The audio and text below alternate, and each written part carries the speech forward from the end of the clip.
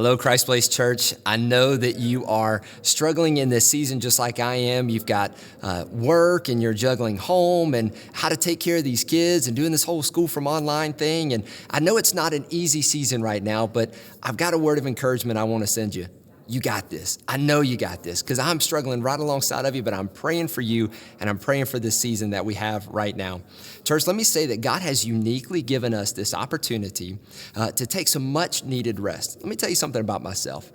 I tend to overwhelm myself and keep myself so busy that if I'm not overwhelmed by the end of the day, I really feel like I'm failing. And I know you can probably relate to this as well. But God has given us this opportunity to where we can slow down, we can take a moment, and we can appreciate the minor things in life. I really want to encourage you to take time and capitalize on these times where you're at home with your kids right now. I know they may be going crazy and the house may not be exactly like you want it to be, and it may not be 100% perfect, but there's always small opportunities to where we can disciple our children each and every single point throughout the day, regardless of whatever is going on. Let me say this. Something I learned very shortly, not that long ago. How you respond to a situation is how your kids are going to remember that situation or that event. If you have a family beach vacation and it rained every single day, you've got two choices. You can either sit and sulk or you can get up and make the best of it. And regardless if it's raining or if it's sunshining or if you're confined and quarantined and you're not allowed to really get out of the house right now, we can make the best of it. We as a church want to disciple the next generation to live out God's truth. Nightly devotionals are a great tool to use, but discipling your kids is so much bigger than that and so much more than that. The book of Deuteronomy chapter 6 shows us this very clearly. Moses is speaking to the children of Israel, instructing them on the things that God has shown him. In the beginning of the chapter, he talks about keeping God's laws and his instructions, and then he begins and specifically talks to the parents themselves. I want to read you Deuteronomy chapter 6, verses 5 through 7. The Bible says, "You shall love the Lord your God with all your heart and with all your soul and with all your might. And these words that I command you today shall be on your heart. You shall teach them diligently to your children, and you shall talk of them when you sit in your house, and when you walk by the way, and when you lie down, and when you rise." Moses' instructions are so clear to us as parents is that discipleship is so much more than just a one-time thing, but it's a lifetime, and it's a thing that we do each and every single day throughout the day. Look specifically at what he says. He says, talk to them sitting in your house, walking by the way, lying down, and when you rise. In other words, we are to teach our children what God's word says every opportunity we get. We have to capitalize on those small times and on those big times too as well. So let me give you some practical things you can do to disciple your kids this week while you're kind of confined in your home, okay? So here we go. Number one, slow down. Don't rush through the day-to-day, and don't just look at the teachable moments as the big events.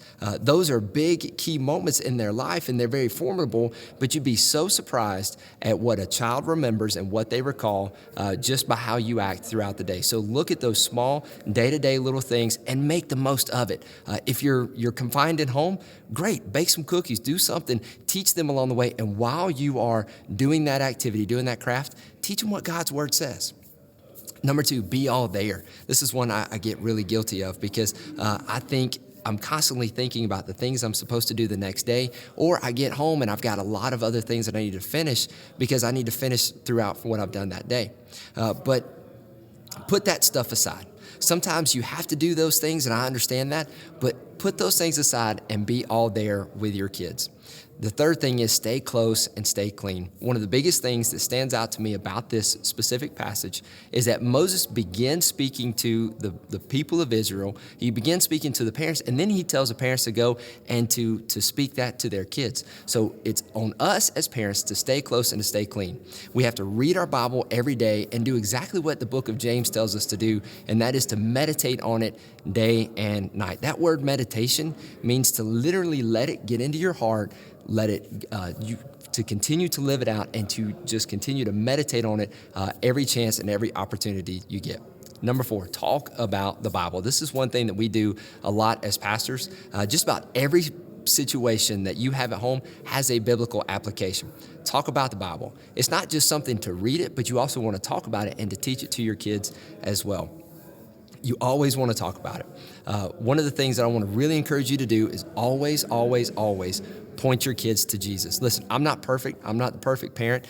I know you struggle with that as well. But when we point our kids back to Jesus, that is the easiest thing we can do. And it's so good to do that in God's word. Number 5, and this is specifically speaking to dads. Dads, be a guide, not a general. A lot of times we look at ourselves as parents as being the general. We have that authority to really tell our kids and instruct them on the direction they need to go in their life. But rebuke without a relationship is just cruel. And so you always want to maintain that relationship that you have with your kids, really foster it, really use that, and look at discipleship as being an entire lifespan. It's an entire thing that you do all throughout the day. It's not just something you do in those big moments, those small moments, or right before bed, or just saying a prayer at the dinner table, or any of those things. It's those teachable moments that you use throughout your entire life. That's exactly what Jesus did. Jesus did life with his disciples, and he discipled them right alongside of them. They ate together. They rejoiced together. They did ministry together. They did all of these things together. It wasn't just a one-time thing.